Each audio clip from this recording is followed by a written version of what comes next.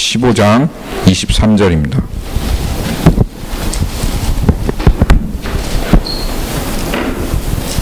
같이 한 목소리로 읽도록 하겠습니다.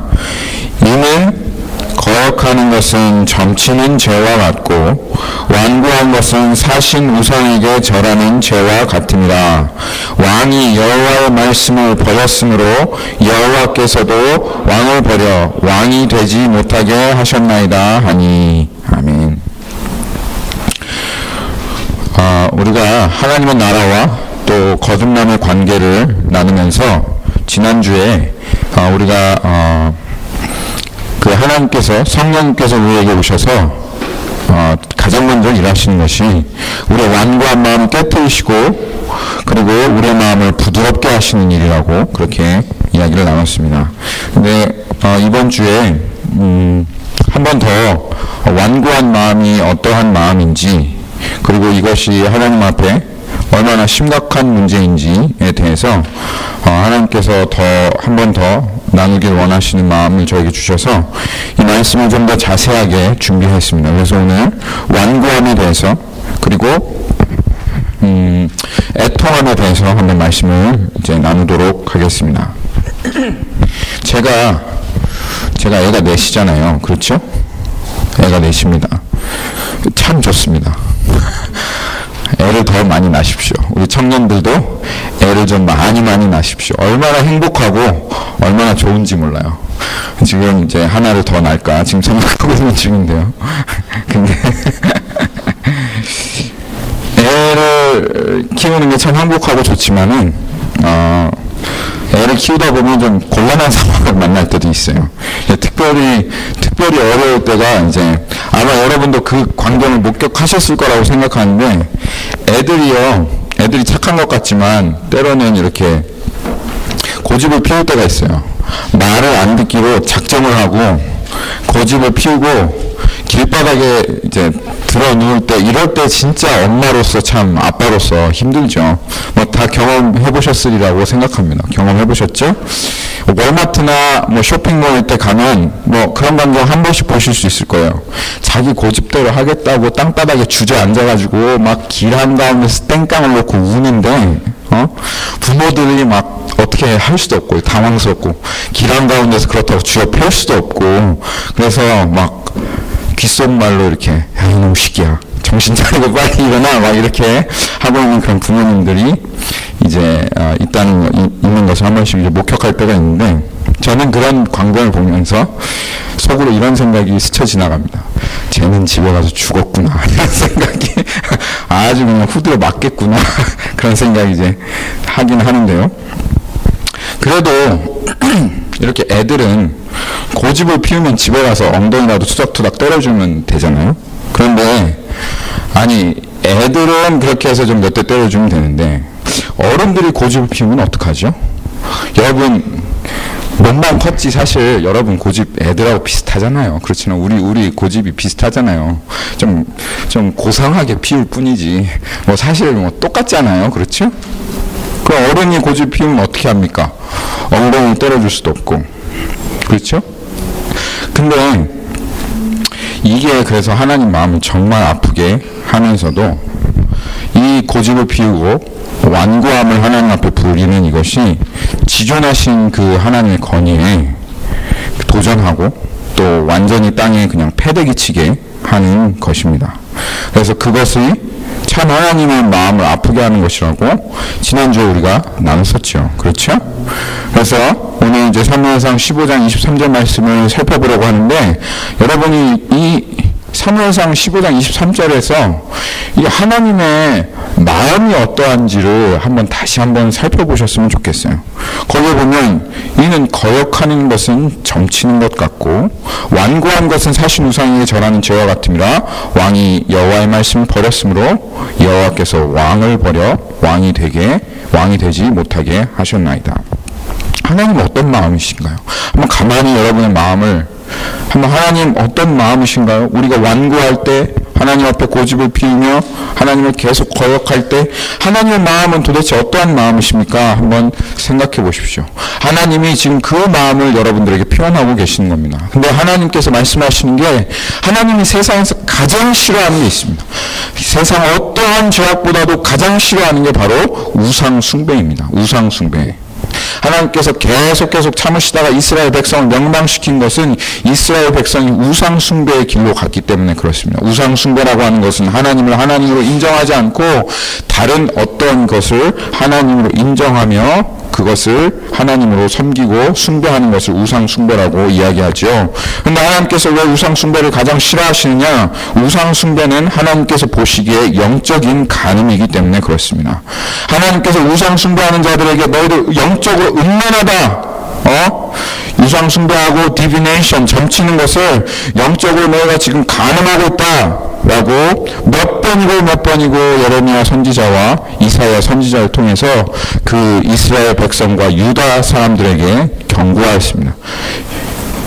그런데 두려운 것은, 그리고 우리가 분명히 알아야 될 것은 이 하나님 앞에서 완고하고 고집을 피우는 이것이 그런 죄다 이거예요. 하나님께 그런 죄다 이겁니다.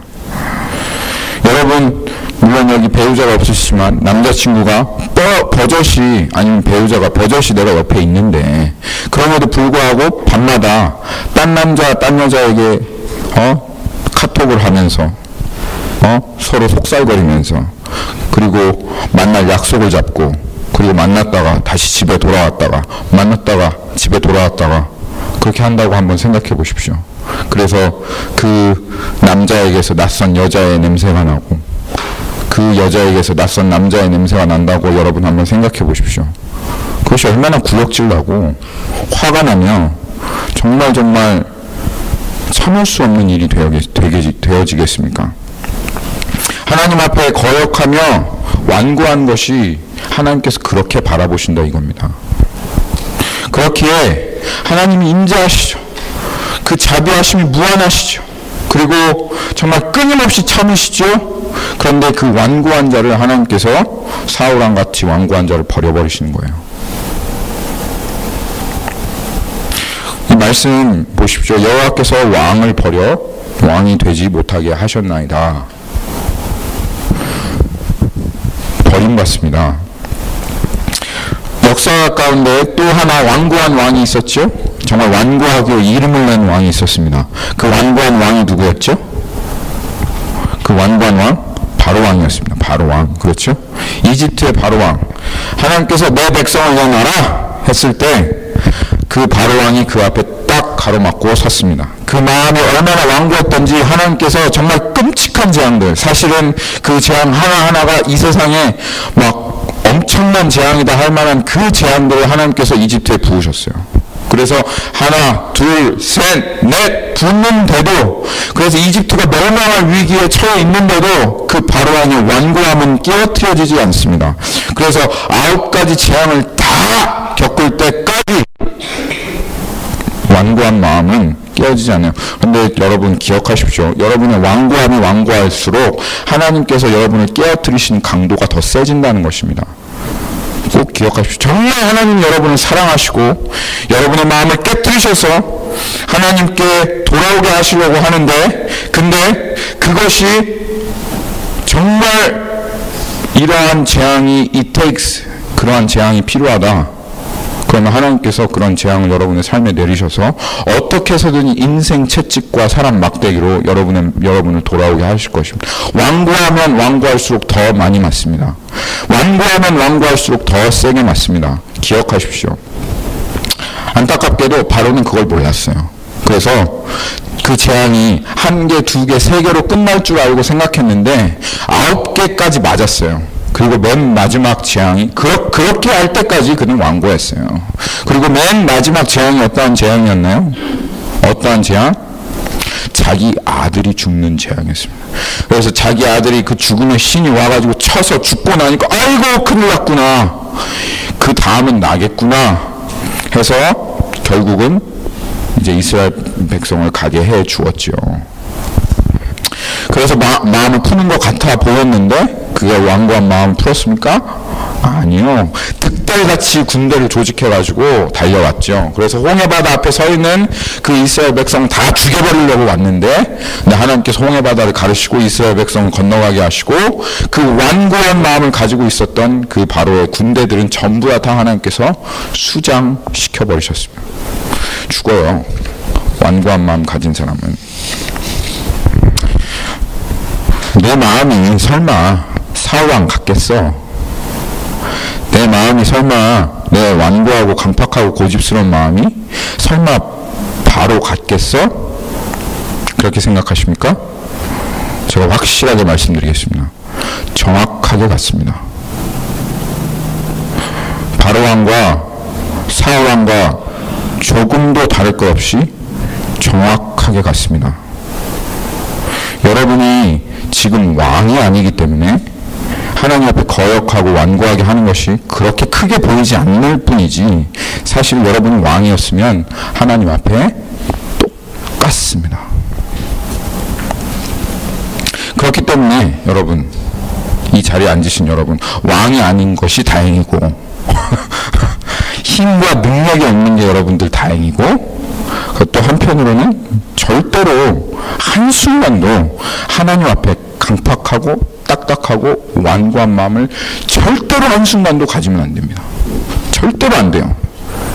절대 안 됩니다. 그런데요, 안타깝게도 우리의 마음이 하나님 앞에서 완고하고 딱딱하게 굳어지는 때가 있다는 거예요. 안타깝게도. 그렇죠. 어떤 형제가 스펀지 같다고 그러더군요. 물에 젖으면 부드럽게 되었다가 마르면 딱딱해지는 스펀지. 그런 경험을 여러분들 분명히 하실 거라고. 분명히 그러면 안 되는데 우리의 마음 가운데 그런 일이 일어나요. 그리고 제가 책을 읽어보고 사람들이 써놓은, 역사상 위대한 믿음의 사람들이 써놓은 그런 글들을 읽어보면 그 믿음의 사람들도 똑같은 일을 경험합니다. 그들이 정말 거룩하고 경건하고 하나님 앞에 충성되며 정말 하나님만을 구하며 살아가는데, 그 사람들도 시시때때로 자신의 마음이 항상 하나님 앞에 굳어지는 것을 경험한다는 것이죠. 비단결 같은 마음으로, 그렇게 한순간도 비단결 같은 마음으로 조금도 굳어짐이 없이 살아간 사람은 이 세상에 어떤 사람도 없었어요. 오직 예수님밖에 없으셨어요. 예수님밖에. 그러면 어떻게 해야 된다는 거예요? 이렇게 반응해야 되겠습니까? 우리의 마음이 강팍해지면 이렇게 반응해야 되겠습니까? 아이고, 그렇구나. 우리의 마음은 연약하구나. 시시때때로 하나님 앞에 완고해지는 것 어쩔 수 없구나. 어쩔 수 없으니까 괜찮아. 또 다시 변화되겠지 하고 그렇게 넘어가는 것이 바른 하나님 앞에 태도인가요? 그것이 바른 반응이 되겠습니까? 스펀지같이 딱딱한 마음을 가졌을 때 어떻게 해야 될까요? 만약 그런 태도로 그 완고한 마음을 대한다면 그것은 하나님께서 사울에게 하신 이 말씀을 제대로 이해하지 못하는 것입니다. 사울에게 하신 말씀, 완고한 그 이유가 어떻게 되었든 그 원인이 무엇이든 하나님 앞에 완고한 마음을 품는다는 것은 우상숭배의 죄와 같다는 거예요. 그 이유의 원인이 무엇이든, 우리가 연약함이 되었든 상황 때문이든 환경 때문이든 무슨 이유가 되었든 하나님 앞에 완고한 마음을 갖는 것은 그것은 하나님 앞에 우상숭배의 죄와 같다는 것입니다. 그러면 괜찮다 하고 넘어갈 수 없는 문제인 것이죠. 어떻게 해야 될까요? 어떻게 해야 될까요? 저도 잘 알고 있어요. 그래서 하나님께서 이 땅에 사는 크리스찬에게 반드시 있어야 될 게 있다라고 말씀하시는데 그것이 애통함이라는 것입니다. 애통함입니다. 이 땅에 사는 크리스찬들은 물론 예수 그리스도를 알지 못하는 그 사람들을 바라보고도 그 사람들 향해서 애통해야 하는 것입니다. 아이들아, 정신 차리고 똑바로 들어. 알았지? 분명히 다른 사람을 향해서도 슬퍼해야 돼. 눈물을 흘릴 수 있어야 돼. 그런데 그런 사람을 향해서만 눈물을 흘리는 것이 아니라 자기 자신을 향해서도 애통해하고 분명히 눈물을 흘릴 수 있어야 합니다. 예수님께서 골고다 언덕을 향해서 십자가를 지고 가셨어요. 그런데 사람들이 그걸 보며 마음을 치며 눈물을 흘렸습니다. 그때 예수님이 그 사람들에게 뭐라고 하신 줄 아세요? 누가복음 23장 27절 28절 한번 봅시다.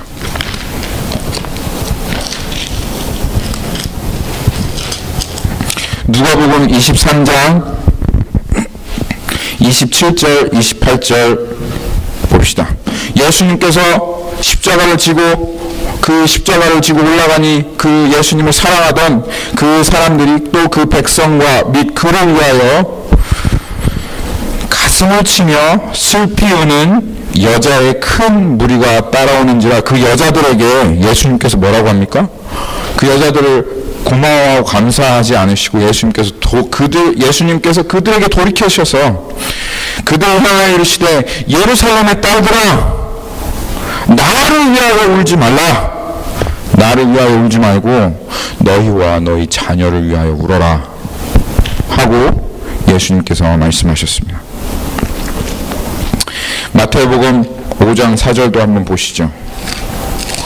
예수님께서 이 땅에 살아간 크리스천들에게, 하나님의 백성들에게 그 삶이 어떠한 모습인지를 말씀해 주시는 이 산상수훈의 말씀 가운데 5장 4절 애통하는 자는 복이 있나니 그들이 위로를 받을 것이며. 이 애통은 남을 향한 애통이 아닙니다. 쉬쉬때때로 마음이 강팍해지는, 그래서 우상숭배의 죄를 범하는 것 같은 죄를 범하는 자신의 마음을 향한 애통입니다. 그리고 하나님께서 이 애통을 어떻게 일으키시느냐? 우리가 스스로 애통할 수 있을까요? 아니요, 우리는 스스로 애통할 수 없습니다.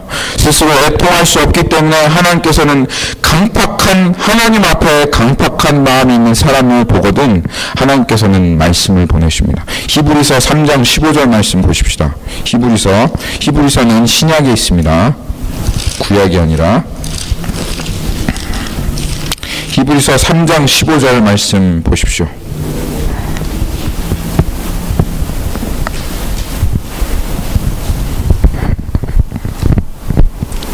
하나님께서 완고하여 하나님 앞에 고집을 부리고 있는 사람들을 긍휼히 여기시고 불쌍히 여기셔서 무엇을 보내신다고요?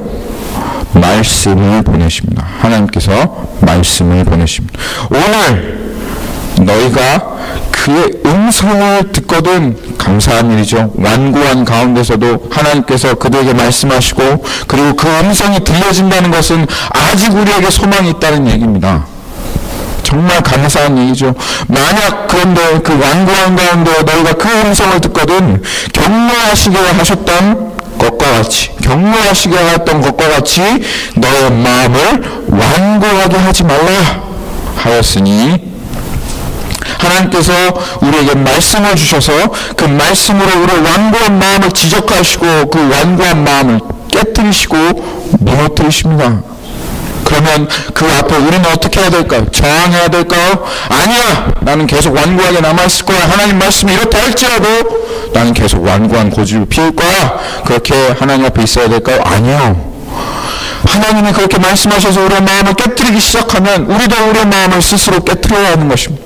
나의 마음을 깨뜨리며 하나님 앞에 나아갈 때 그것이 깨뜨려지며 우리 안에 그 빙산이 녹으며 우리 안에 딱딱하게 얼었던 굳었던 그 마음이 깨어지며 우리 안에 눈물이 되어 나오는 것처럼 우리는 눈물을 흘리며 하나님 앞에 나아가야 되는 것입니다.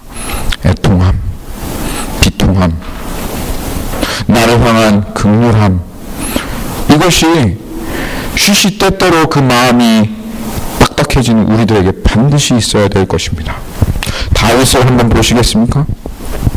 다윗은 사울보다 더 큰 죄를 범했다고 생각해요.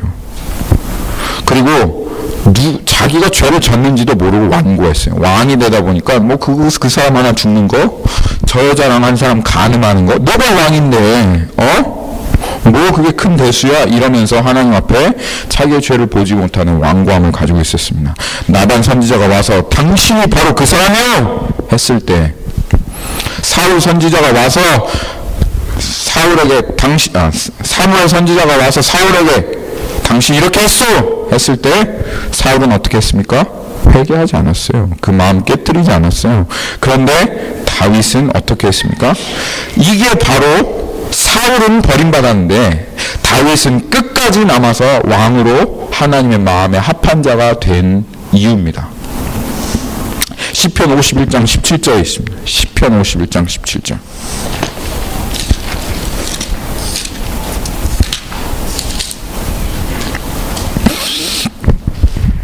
시편 51장 17절. 하나님께서 구하시는 제사는 상한 심령이라.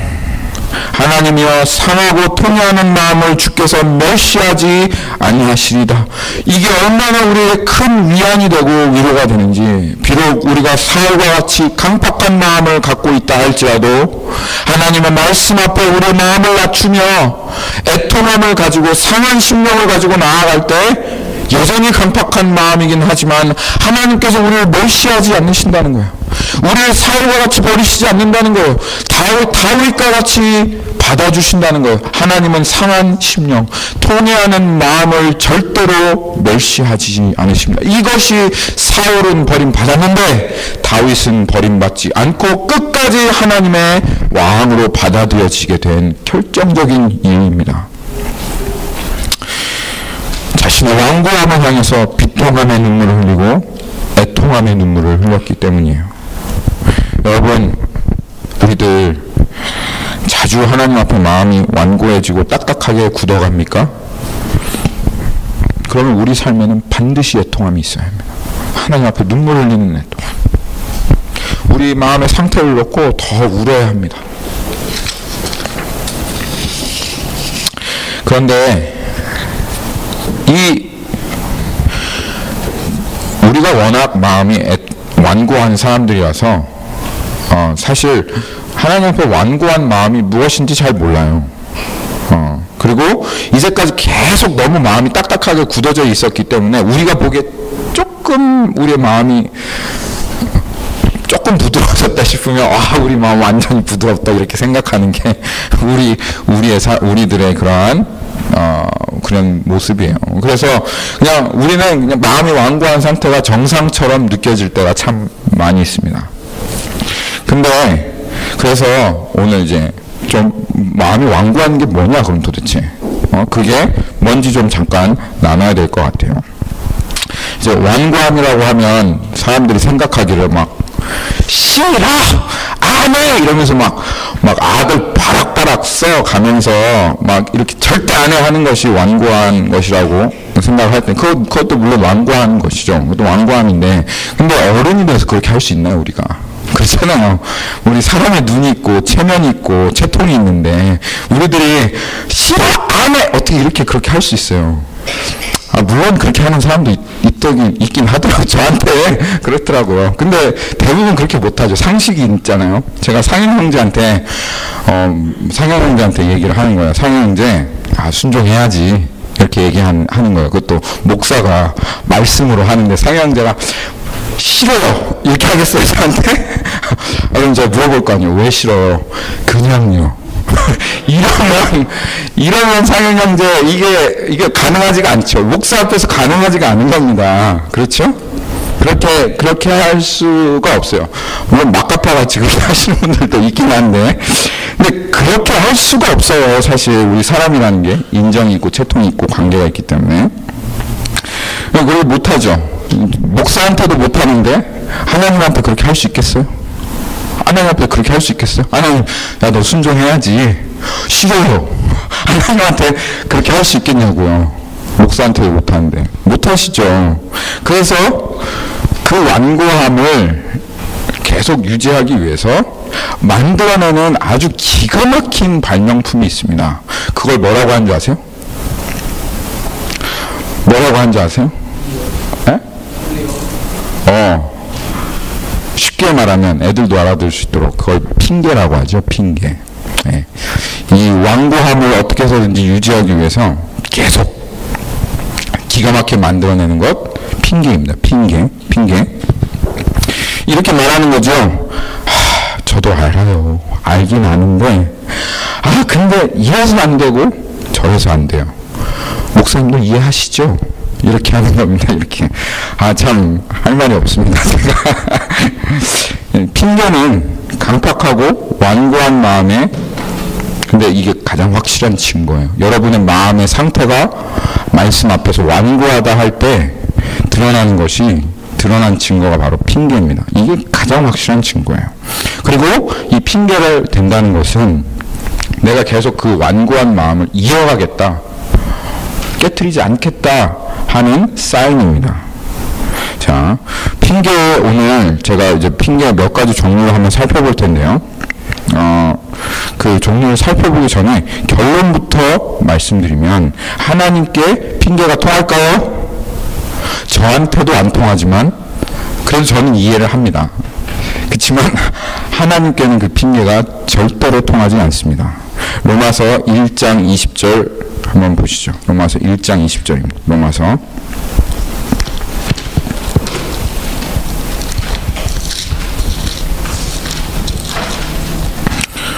1장 20절 거기 보면 사람들이 하나님을 감사하고 싶지도 않아요. 영화롭게 하고 싶지도 않아.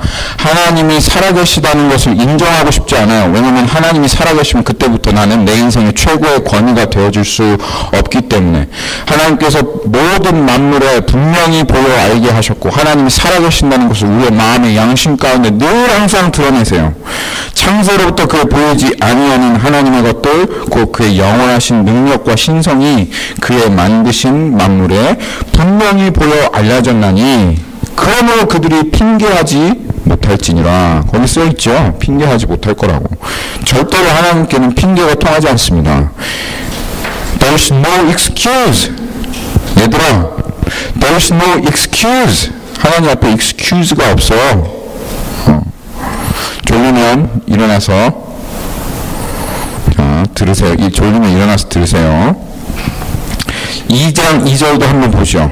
그러므로 남을 판단하는 사람아, 누구를 막론하고 내가 핑계하지 못할 것은 남을 판단하는 것으로 내가 너를 정죄함이니 판단하는 내가 같은 일을 행함이라. 여러분, 다른 사람을 정죄하고 비판하고 판단하십니까? 그럼 여러분들에게는 더 핑계가 없습니다. 왜? 여러분이 정죄하고 판단하고 그렇게 저 사람은 정말 나쁜 놈이야, 나쁜 사람이야 하고 하는 그 판단이 여러분에게로 다시 돌아와서 여러분이 여러분의 판단으로 판단받을 것이기 때문에 그렇습니다. 그렇기 때문에 절대로 핑계할 수가 없습니다. 하나님은 핑계를 받으시지 않으신 하나님이십니다. 여러분, 하나님은 절대로 excuse를 받아주지 않으세요. 왜냐하면 하나님은 지존자이시기 때문에 그래요. 지존. 여러분, 지존이라는 게 무슨 뜻인 줄 아세요? most high인 거예요.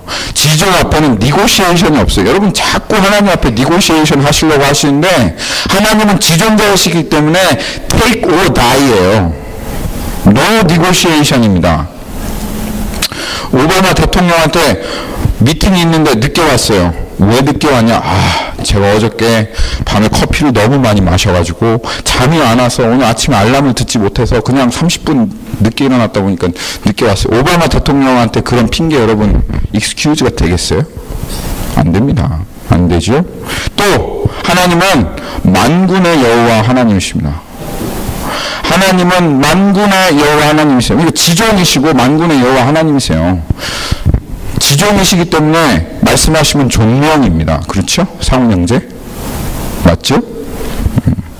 만군의 여호와 하나님이라는 말은 하나님은 이 세상의 모든 군대를 통솔하시는 군 사령관이요, 하나님은 참모 총장이다, 그런 뜻입니다. 미군 합참의장이라는 거예요. 미군 합참의장이 상훈 형제가 지금 뭐예요? 프라이빗이에요? 스페셜리스트 뭔지는 잘 모르겠어요. 하여튼 미 합참의장이 상훈 형제 스페셜리스트 불렀어요. 왜 내가 시킨 대로 안 해놨어? 하고 합참의장이 물어봤어요. 그랬더니 상훈 형제, 제가 배가 고파가지고 밥을 먹다 보니까 시간이 그렇게 된지 모르고 깜빡했어요. 조금 미뤄놨습니다. 제가 다음번에 꼭 해놓겠습니다. 할 수 있어요? 바로 머리 박아야지. 거짓말 잘했어, 그치? 만군의 여호와 하나님이라고 하는 것은 우리가 익스큐즈를 댈 수 없다는 뜻이에요. 하나님 절대로 익스큐즈를 받아주시지 않습니다. 그런데 하나님은 오바마랑 비교가 안 되시잖아요. 지존 아니십니까? 합참의장하고 비교가 안 되는 만군의 여호와 하나님 아니십니까? 그런데 왜 이렇게 핑계가 많아요? 우리들. 왜 이렇게 하나님 앞에서 핑계가 많고 왜 이렇게 말이 많아요? 죄송합니다. 하나님 우습게 여기는 거죠. 주님이 자비하고 인자하셔서 김정은 만약 하나님이 김정은이셨다고 생각해봐요. 바로 숙청해버리시니까 너 말 안 듣냐?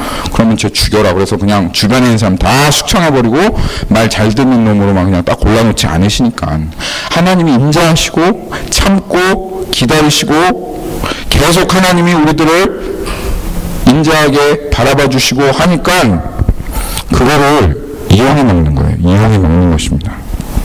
로마서 2장 4절에서 5절입니다. 로마서 2장 4절에서 5절. 하나님 정말 인자하세요. 하나님 지존이시고 그리고 하나님 만군의 여호와신데 군대 합참무장처럼 하지 않으시고 김정은처럼 하지 않으신다는 이것이 너무너무 우리들에게는 정말 감사한, 안 그랬으면 우리 숨도 못 쉬었을 거예요 아마.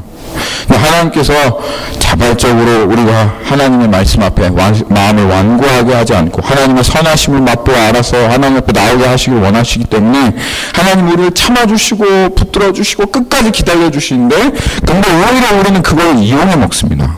얼마나 화가 나겠어요 하나님께서. 그래서 하나님 말씀하십니다. 혹 내가 하나님의 인자하심이 너로 인도하여 회개케 하심을 알지 못하여 그의 인자하심과 용납하심과 길이 참으심이 풍성하심을 너희가 멸시하느냐. 다만 내 고집과 회개치 아니하는 마음을 따라 하나님께서 그냥 넘어가시지 않는다는 겁니다. 진노의 날, 곧 하나님의 의로우신 심판이 나타나는 그 날에 이 말 진노를 네가 지금 네 머리 위에 차곡차곡 쌓고 있다. 차곡차곡 쌓고 있다라는 것이에요. 절대로 결론적으로 말씀드립니다. 절대로 핑계대지 마세요. 하나님 앞에 마음을 낮추십시오. 애통해 하십시오.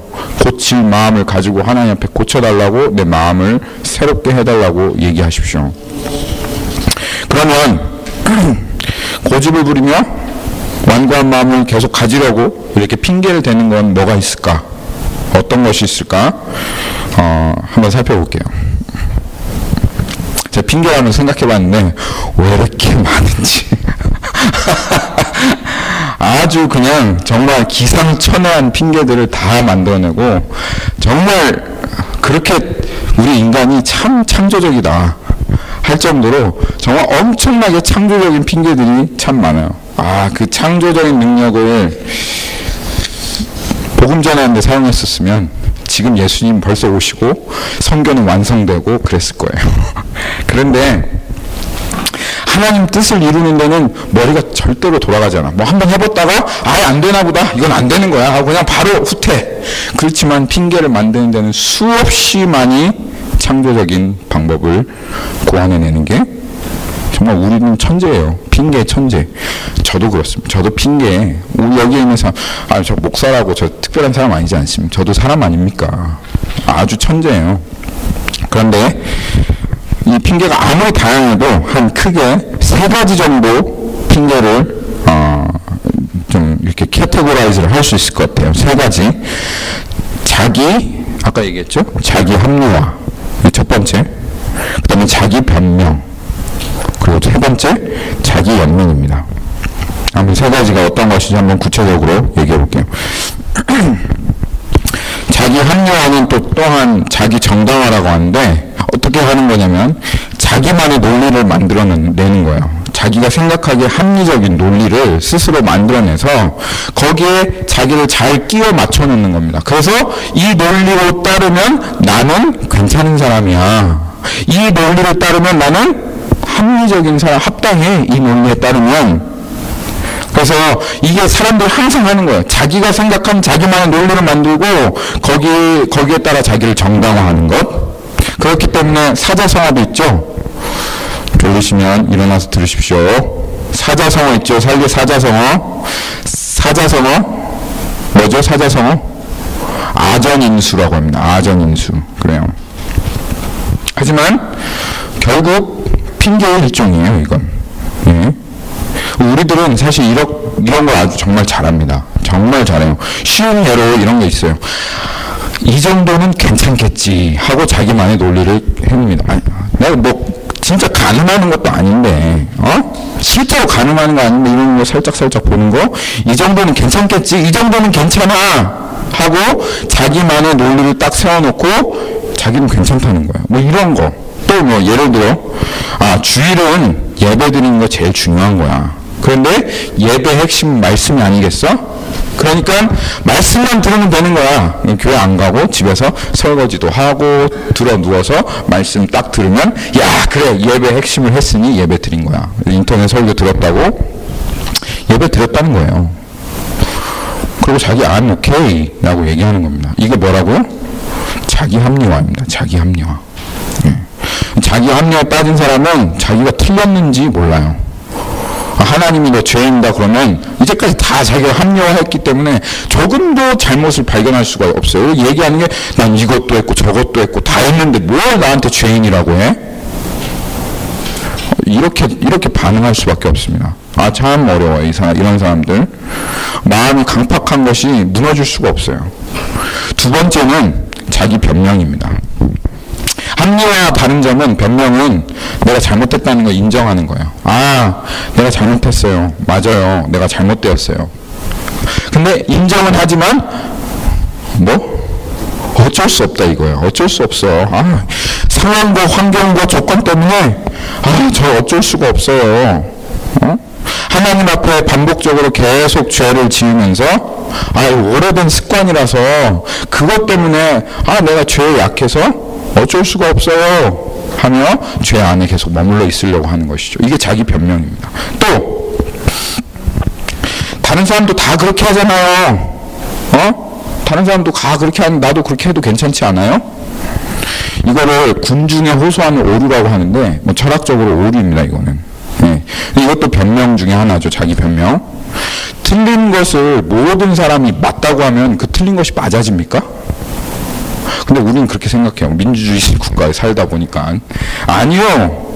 틀린 것을 모든 사람이 다 맞다고 해도 여전히 틀린 건 틀린 거예요. 아무리 수없이 많은 사람이 틀렸다고 해도. 뭐 예전에 뭐죠?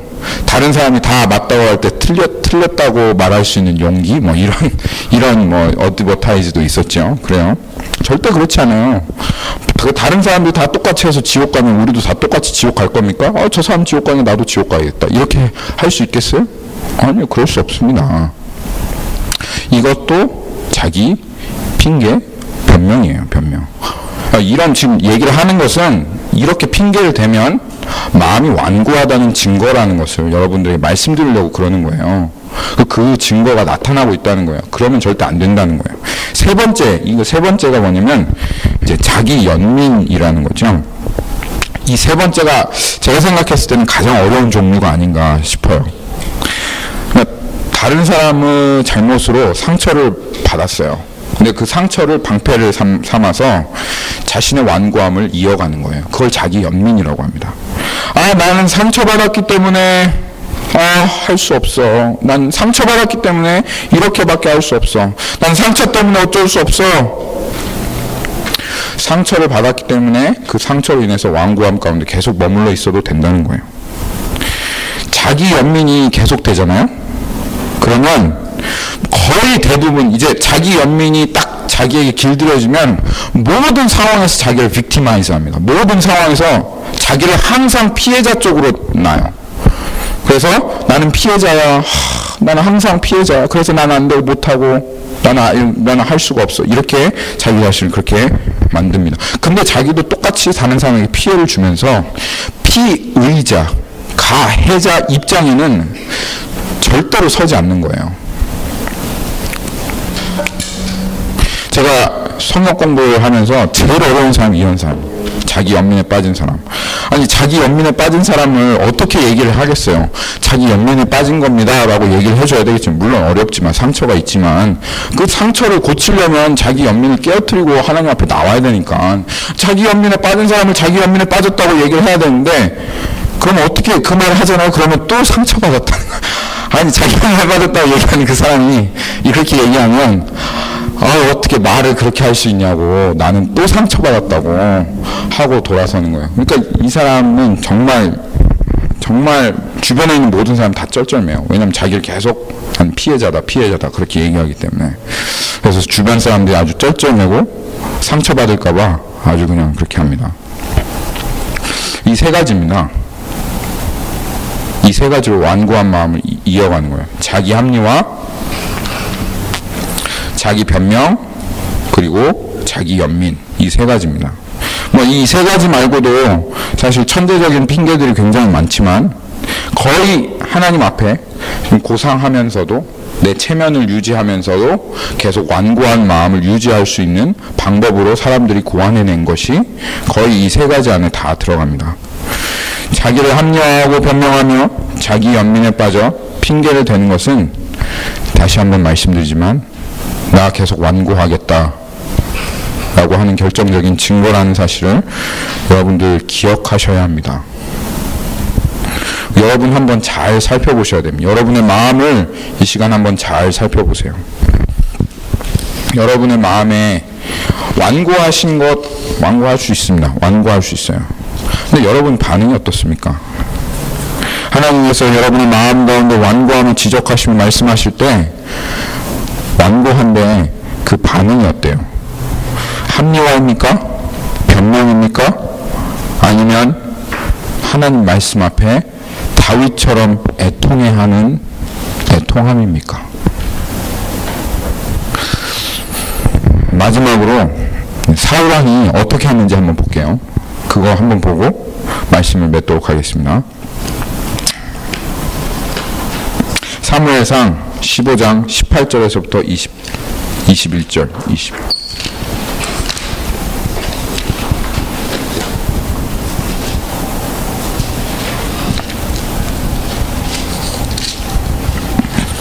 (15장) 18절에서 21절. 하나님께서 아말렉을 정말 미워했어요. 왜냐하면 이 아말렉은 사단을 상징합니다. 하나님께서 이스라엘 백성을 이집트에서 건져내셨어요. 막 기진맥진 너무 힘들어 지금 하고 있는 그 상황 가운데 이때 지금 도망쳐 나온 그 이스라엘 백성의 이 기진맥진한 때를 노려서 이 아말렉이 기습해 옵니다. 아주 너무 비겁한 것이죠. 하나님께서 그래서 그 아말렉을 무찌르신 후에 내가 이 아말렉과 대대로 전쟁하겠다라고 하나님께서 말씀하십니다. 근데 드디어 때가 왔습니다. 이스라엘 백성들 가운데 사울이라는 왕이 섰고 그 사울 왕을 통해서 이제는 그 아말렉, 사단을 상징하는 그 아말렉을 완전히 끝까지 진멸하려고 하는 계획을 하나님께서 가지고 계셨어요. 그래서 싸워라. 그들 완전히 다 어떠한 시도 남겨놓지 말고 완전히 다 진멸해버려라. 그렇게 말씀하셨어요. 그래서 그 18절에 보면 또 여호와께서 왕의 길로 보내어 이르시기를 가서 죄인 아말렉 사람을 진멸하되 다 없어지기까지 치라 하셨거늘 그렇게 말씀하셨거든. 어찌하여 왕이 여호와의 목소리를 청종하지 아니하고 탈취하기에만 급하여 여호와께서 악하게 여기시는 일을 하셨나이까? 사울이 어떻게 했어요? 진멸하라고 했는데 진멸하지 않으셨어요. 진멸하지 않았어요. 그렇죠? 남겨놓은 거예요. 탈취한 거예요. 여호와의 목소리를 청종하지 않았다고 하나님께서 그 강팍한 마음을 깨어뜨리고 무너뜨리려고 지금 하시는 거죠. 그랬더니 사울이 뭐라고 합니까? 20절에 사울이 사무엘에게 이르되 나는 실로 여호와의 목소리를 청종하여 여호와께서 보내신 길로 가서 아말렉 왕 아각을 끌어왔고 아말렉 사람들을 진멸하였으나 내가 그렇게 했다는 거예요. 하나님 말씀대로 나는 정당하다 이거예요. 그렇죠? 누구의 논리 안에서? 자기의 논리 안에서 자기를 합리화하는 것이죠. 다만 잘 들어보세요. 하나님도 이해하실 거예요. 다만 백성이 그 마땅히 멸할 것 중에서 가장 좋은 것으로 길갈에서 당신이 하나님 여호와께 제사하라고 양과 소를 끌어왔나이다 하는 줄. 근데 그 제일 좋은 거는 하나님께 제사 드리려고 끌어왔다 이거예요. 그러니까 괜찮지 않아요. 나는 잘못한 게 없어요. 하나님 말씀대로 다 한 거야. 이게 뭐죠? 핑계대는 것이죠. 이때 어떻게 했었어야 될까요? 상하고 통한 심령으로 하나님께서 하나님 앞에 엎드려야 됩니다. 하나님은 제사를 원하시지 않고 하나님이 원하시는 제사는 상한 심령이다. 그렇게 엎드렸으면 사울 어떻게 됐을지 모르죠. 그렇죠? 그렇게 하지 않았어요. 끝까지 완고하게 하나님 앞에 계속 핑계와 자기 합리화를 하다가 결국은 하나님 앞에 버림을 받았습니다. 여러분, 완고함의 증거는 핑계고요. 그리고 핑계의 애통함의 반대도 핑계입니다. 예, 말씀을 맺겠습니다. 여러분, 여기 계신 여러분, 제가 여기 온 지 이제 한 3, 4개월 된 것 같습니다. 3, 4개월 동안 여러분들 하여튼 어떻게든 만나고 얘기하고 마음의 상태가 어쩐지, 영적인 상태가 어떤지 좀 부지런히 다녔어요. 모임에도 참여하고 여러분의 마음이 어떤 상태인지도 말씀을 통해서 좀 많이 보았습니다. 여러분 스스로 어떻다고 생각하십니까? 여러분의 마음이?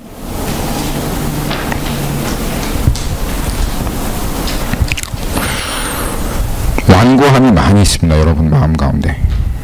교회에 있는 거의 모든 사람들의 마음 가운데 말씀 앞에 완고함이 참 많습니다. 지금은 우리가 기뻐하기보다는 우리 교회가 지금은 애통해야 할 때입니다.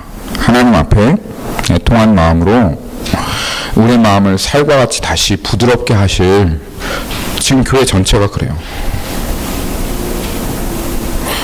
성령님을 지금 구해야 할 때입니다. 너나 할 것 없습니다. 하나님께서 반드시 역사하실 것입니다. 저 그렇게 기도하고 있습니다. 우리 다 같이 그렇게 기도하면 성령님 말씀 앞에 완고한 나의 마음 오셔서 깨뜨려 주세요. 내 합리화하고 핑계댔던 이 모든 것 다 뒤로 하고 주님 내 완고함과 고집 버리고 하나님 주님 살과 같은 마음으로 다시 채워주세요 라고 그렇게 기도하면 반드시 우리 교회가 전체 그렇게 기도하면 반드시 성령님께서 우리 가운데 다시 우리 안에 살과 같은 마음, 부드러운 마음 회복시켜 주실 거라고 믿습니다. 그리고 그날 그 주님께서 그렇게 해주실 그날에 반드시 기뻐하게 될 거라고 믿습니다. 우리 같이 기도하십시다. 하나님 앞에 하나님 그 마음 달라고, 부드러운 마음 달라고, 하나님 앞에 순종할 수 있는 마음, 되돌릴 수 있는 마음, 또는 애통한 마음 달라고 우리 같이 기도합시다. 제가 기도하겠습니다. 하나님, 주님 앞에 저도 다르지 않습니다.